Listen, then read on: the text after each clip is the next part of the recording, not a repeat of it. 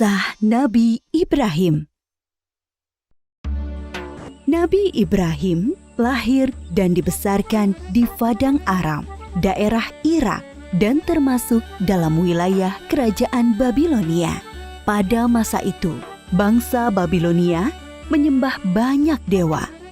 Ayah Ibrahim bernama Azar, seorang pembuat patung berhala.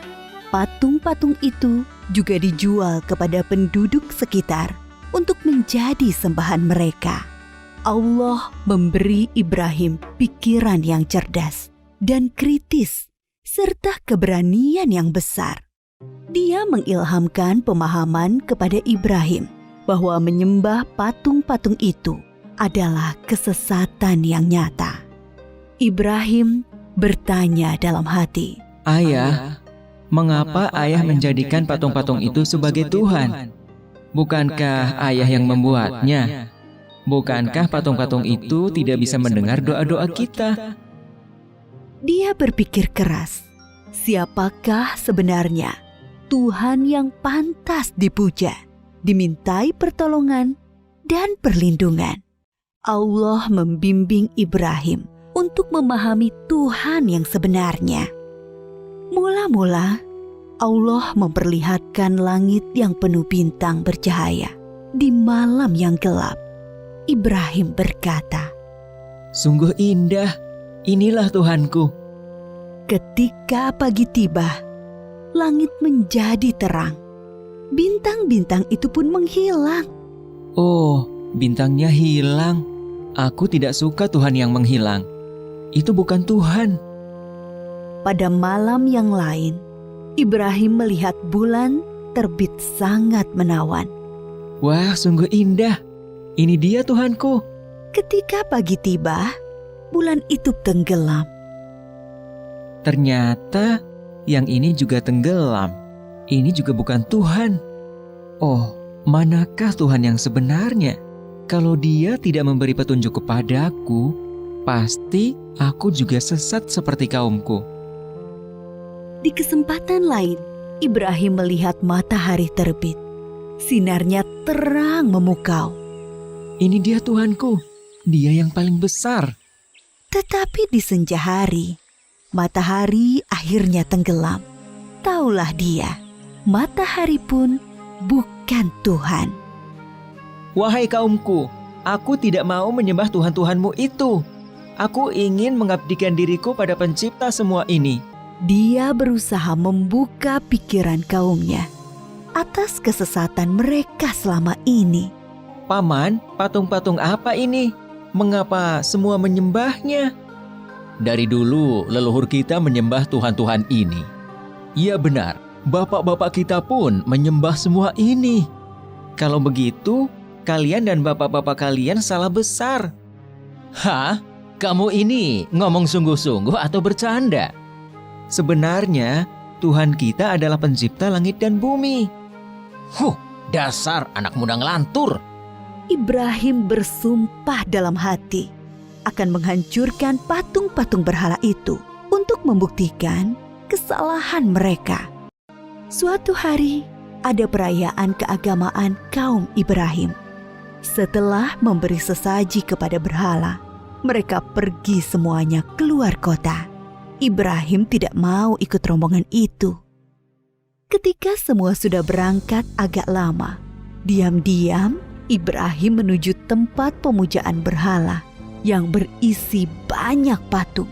Dia melihat makanan sesaji untuk berhala-berhala itu masih utuh di hadapan tiap patung-patung itu. Mengapa kamu tidak makan?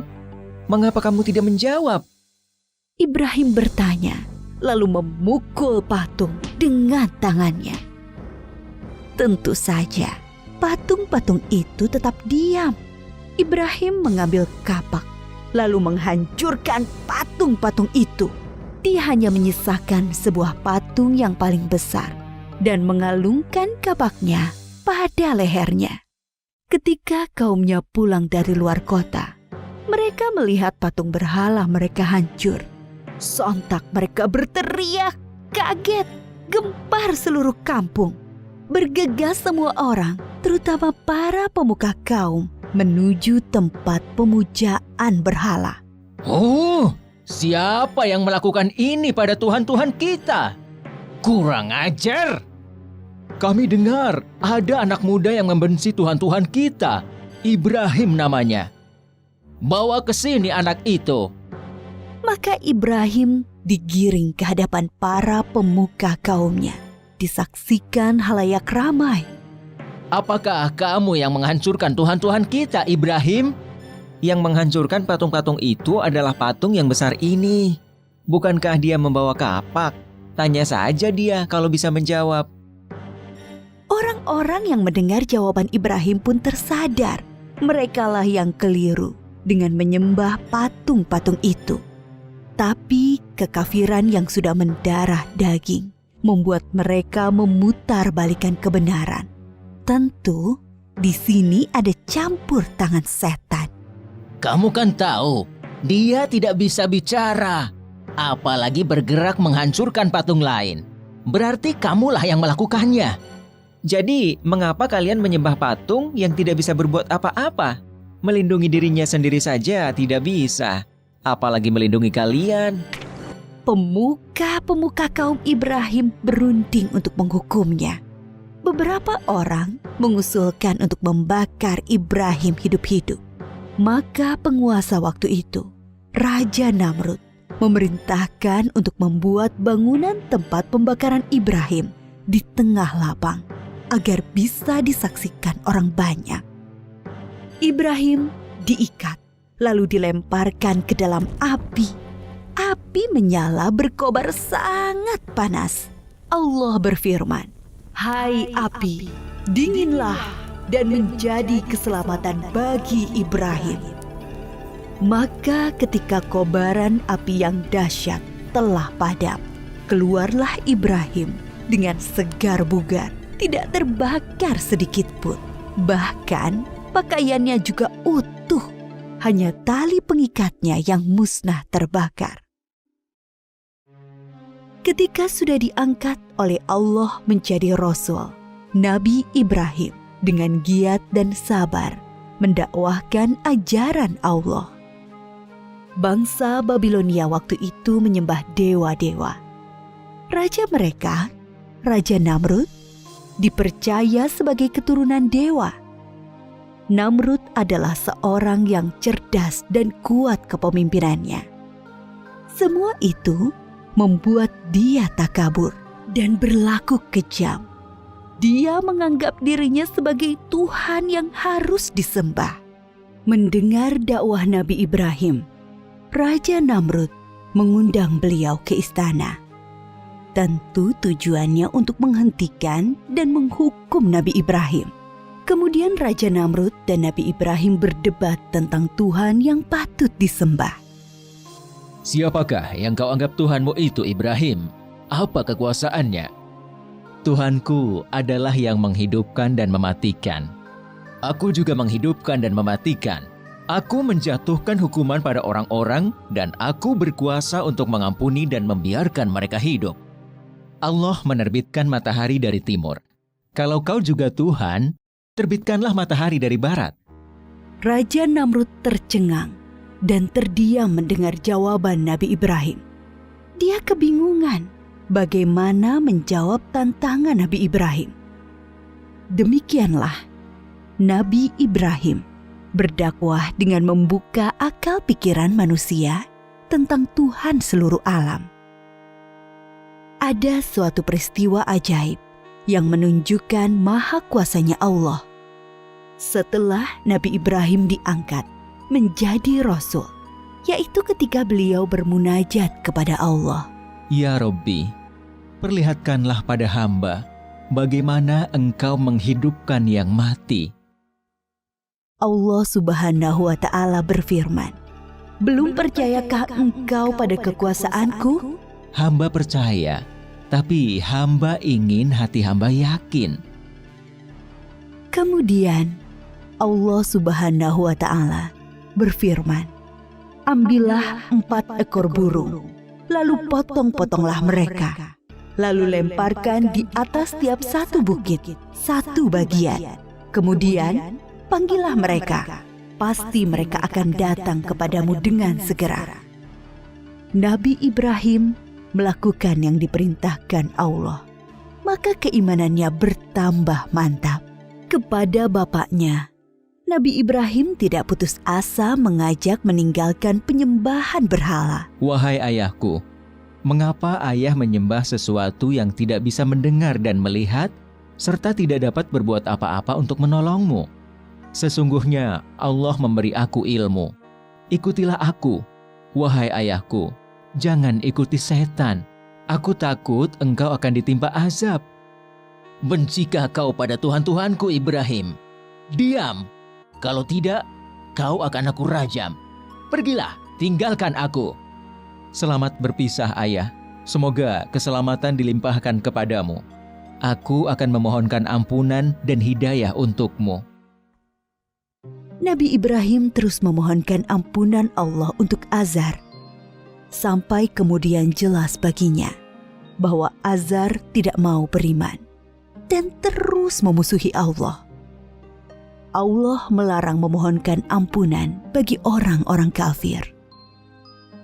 Setelah terbukti tidak ada yang beriman di antara kaumnya selain Lut, keponakan beliau dan sanak sepupu beliau yang menjadi istri beliau, Nabi Ibrahim hijrah meninggalkan kampung halamannya di Irak. Atas perintah Allah, beliau menuju Palestina atau Syam bersama istri dan keluarga Lut. Di Palestina, Nabi Ibrahim terus berdakwah kepada penduduk setempat. Sambutan penduduk Palestina terhadap dakwah beliau kurang bagus. Akhirnya muncul paceklik dan wabah penyakit di sana. Atas perintah Allah, Nabi Ibrahim dan Nabi Lut berpisah. Nabi Lut dan keluarganya menuju Sadum di Syam, sedangkan Nabi Ibrahim bersama dengan Bunda Sarah menuju Mesir. Saat itu, Mesir diperintah oleh sang raja yang zalim, yang menyukai wanita-wanita cantik untuk dijadikan selir-selirnya. Tidak peduli wanita itu bersuami atau tidak. Bila wanita itu bersuami, maka suaminya akan dibunuh. Raja Mesir bermaksud buruk pada Bunda Sarah yang cantik. Maka Nabi Ibrahim berbohong bahwa beliau adalah saudara Sarah, supaya tidak dibunuh oleh raja. Allah menghalangi niat jahat sang raja. Raja mengembalikan Bunda Sarah kepada Nabi Ibrahim dan memberi hadiah seorang pelayan untuk Bunda Sarah. Pelayan istana itu seorang kulit hitam yang santun dan bernama Hajar. Nabi Ibrahim tinggal beberapa lama di Mesir. Dimanapun, Nabi Ibrahim selalu mendakwahkan pengabdian kepada Allah Subhanahu wa Ta'ala. Tetapi bumi Mesir ternyata juga bukan tempat yang baik untuk perkembangan dakwah. Maka Allah memerintahkan untuk hijrah kembali ke Palestina. Sekian puluh tahun berkeluarga, Nabi Ibrahim belum dikaruniai anak, meskipun tak henti-henti beliau berdoa, memohon keturunan. Menyadari dirinya ternyata mandul dan semakin tua, Bunda Sarah meminta Nabi Ibrahim untuk menikahi Hajar, pelayan mereka yang solehah dan setia. Dari perkawinan Nabi Ibrahim dan Bunda Hajar, lahirlah Ismail. Kebahagiaan Nabi Ibrahim dan Ibunda Hajar ternyata membuat tidak nyaman pikiran Bunda Sarah. Teringat akan dirinya yang mandul, membuat pilu hati beliau. Nabi Ibrahim menyadari dan memahami situasi ini. Allah memerintahkan beliau menempatkan Ismail dan ibunya terpisah dengan Bunda Sarah. Suatu hari, Nabi Ibrahim menyuruh Bunda Hajar untuk berkemas-kemas. Mereka akan mengadakan perjalanan jauh. Ismail yang masih menyusu pada ibunya tentu dibawa pula. Mereka melintasi rute yang panjang Dan akhirnya sampailah ke suatu tempat yang sangat gersang. Tidak ada pohon-pohonan tempat bernaung, udaranya pun panas. Yang ada hanyalah hamparan pasir dan bukit-bukit berbatu. Nabi Ibrahim turun dari kendaraannya, kemudian menurunkan istri dan anaknya. Tanpa berkata apa-apa, beberapa saat kemudian, beliau beranjak dan pergi meninggalkan keluarganya. Ibunda Hajar yang melihat keanehan ini segera berteriak memanggil, "Ibrahim, hendak kemana? Kenapa kau biarkan kami sendirian di sini?"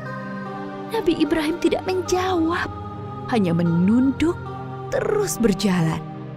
"Ibrahim, apakah ini perintah Allah?" Iya.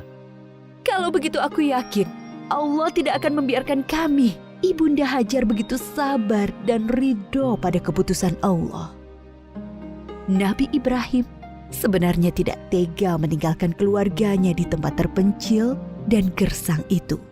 Tetapi keyakinan akan kebenaran Allah dan kemurahan Allah menjadikan beliau mematuhi perintah yang sulit ini. Dengan berlinang air mata, beliau berdoa sebelum kembali ke Palestina. Tuhanku, aku telah menempatkan keluargaku di tempat gersang ini, di dekat rumah-Mu, Ka'bah. Mudah-mudahan mereka menegakkan sholat dan jadikanlah hati manusia senang kepada mereka. Dan berikanlah mereka rizki buah-buahan supaya mereka bersyukur. Kurang lebih 10 tahun kemudian, sekitar Ka'bah sudah menjadi tempat yang ramai berkat munculnya sumber air Zam-Zam. Banyak orang bermukim di sana. Ibunda Hajar dan Ismail sangat dihormati oleh penduduk karena mereka dianggap pemilik sumber air itu. Ismail tumbuh menjadi anak yang tampan, santun, dan sabar. Suatu ketika, Nabi Ibrahim mengunjungi keluarganya di Mekah. Setelah beberapa lama tinggal di sana, suatu malam beliau bermimpi menyembelih Ismail. Nabi Ibrahim termangu-mangu memikirkan mimpinya. Wahyu dari Allah atau godaan setan? 2 malam berikutnya, mimpi yang sama terulang. Maka pagi harinya, setelah mimpi yang ketiga, beliau yakin ini perintah Allah yang harus dilaksanakan walaupun terasa sangat berat di hati. Nabi Ibrahim bermusyawarah dengan keluarganya tentang mimpi itu. Anakku, aku melihat dalam mimpi, aku menyembelihmu. Pikirkan, apa pendapatmu? Ismail sangat memahami bahwa ayahnya adalah Nabi Allah. Mimpi para nabi adalah wahyu ilahi. Dengan mantap dia menjawab, Ayah, laksanakan perintah Allah. Insya Allah, aku akan sabar menerimanya. Bertambah rasa syukur Nabi Ibrahim. Bertambahlah kecintaan kepada anaknya. Bertambah mantap pula hati beliau melaksanakan perintah yang sulit itu. Berangkatlah Nabi Ibrahim dan Ismail menuju Mina, tempat penyembelihan.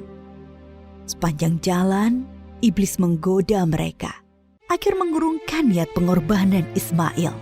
Ibrahim, dasar ayah tidak punya perasaan. Anak sendiri mau disembelih.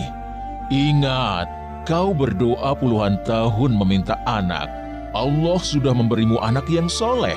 Sekarang kau mau sembelih, ha? Nabi Ibrahim mengambil kerikil-kerikil dan melempari iblis. Beliau tidak bergeming dengan godaan-godaan itu. Hatinya dipenuhi keyakinan yang mantap kepada Allah. Begitu pula Ismail. Sampai di tempat penyembelihan, Nabi Ibrahim membaringkan Ismail, bersiap mengayunkan golok yang tajam ke leher anaknya. Lalu Allah berfirman, "Hai Ibrahim, engkau telah menaati perintahku. Ini adalah perintah yang sulit. Aku memberi balasan orang-orang yang berbuat baik." Allah mengganti Ismail dengan seekor domba yang besar. Itulah yang kemudian disembelih sebagai kurban, sedangkan Ismail tidak jadi disembelih. Peristiwa ketika Ibunda Hajar ditinggalkan sendirian bersama Ismail ketika masih bayi dan pengorbanan Ismail diabadikan dalam rangkaian ibadah haji kita. Peristiwa penting lain antara Nabi Ibrahim dan Ismail adalah ketika Allah memerintahkan mereka meninggikan bangunan Ka'bah. Pondasi Ka'bah sudah ada sebelum masa Nabi Ibrahim. Beliau dan Ismail hanyalah meninggikan temboknya. Ka'bah itu kemudian menjadi pusat ibadah sholat dan haji. Ketika tembok sudah tinggi, Nabi Ibrahim kesulitan membuatnya lebih tinggi lagi di atas jangkauan tangannya. Maka beliau menjadikan sebuah batu sebagai pijakan kakinya. Pada batu pijakan itu membekas tapak kaki Nabi Ibrahim dan dinamakan Makom Ibrahim yang bisa disaksikan sampai saat ini. Ketika Ka'bah sudah jadi, Nabi Ibrahim berdoa untuk beliau dan Ismail dan anak keturunan mereka berdua. Antara lain, supaya diangkat Rasul dari keturunan mereka. Diangkatnya Muhammad SAW sebagai Rasulullah adalah jawaban atas doa Nabi Ibrahim. Nabi Muhammad SAW adalah keturunan Nabi Ismail. Suatu ketika, Nabi Ibrahim sedang berada di Palestina bersama Ibunda Sarah. Datanglah tamu asing, 3 orang laki-laki tampan yang tidak dikenal oleh Nabi Ibrahim. Nabi Ibrahim meminta Ibunda Sarah memasak sapi panggang untuk menjamu tamu-tamu itu. Nabi Ibrahim memang sangat menghormati tamu. Setelah hidangan siap, Nabi Ibrahim mempersilahkan tamu-tamunya makan. Tetapi para tamu itu sama sekali tidak menyentuh hidangan yang lezat itu. Timbul rasa takut dalam hati Nabi Ibrahim. Jangan takut, kami adalah malaikat utusan Allah. Kami tidak makan dan tidak minum. Kami membawa berita gembira. Allah akan mengaruniai kalian seorang anak yang sangat cerdas, yang mempunyai pengetahuan sangat dalam. Mendengar itu, Ibunda Sarah memekik kegirangan. Hah? Benarkah? Padahal aku seorang perempuan tua yang mandul. Adakah tugas kalian yang lain, wahai para malaikat? Sebenarnya kami diutus untuk menurunkan hukuman bagi penduduk Syadum karena mereka keterlaluan. Tapi di sana ada Lut dan orang-orang beriman. Siksa ini hanya mengenai orang-orang yang durhaka. Lut, keluarga serta pengikutnya akan selamat, kecuali seorang istrinya yang jahat. Dia turut binasa. Nabi Ibrahim dikaruniai keturunan di masa tuanya. Beliau sendiri dikaruniai umur panjang. Dari keturunan Nabi Ismail, kelak akan lahir Nabi Muhammad. Sedangkan dari keturunan Nabi Ishak, lahir nabi-nabi Bani Israel. Semua nabi yang ada dalam Al-Quran setelah Nabi Ibrahim adalah keturunan beliau. Maka Nabi Ibrahim disebut juga bapak para nabi. Nabi Ibrahim disebut juga sebagai bapak tauhid yang pertama mengajarkan bahwa Allah adalah Tuhan semesta alam. Para nabi sebelumnya hanya mengajarkan sebatas Tuhan suatu kaum. Nabi Ibrahim diberi gelar Khalilullah, artinya kekasih Allah. Banyak keteladanan yang diajarkan Nabi Ibrahim, yaitu teladan dalam menghormati tamu, menjadi seorang yang hanif, yang mengikuti kebenaran, selalu patuh pada perintah Allah, pemberani, sekaligus penyantun kepada orang tua dan manusia umumnya. Banyak kemiripan ajaran Nabi Ibrahim dengan Islam. Dari peristiwa Isra Mi'raj, Nabi Muhammad bercerita bahwa sosok Nabi yang paling mirip dengan beliau adalah Nabi Ibrahim.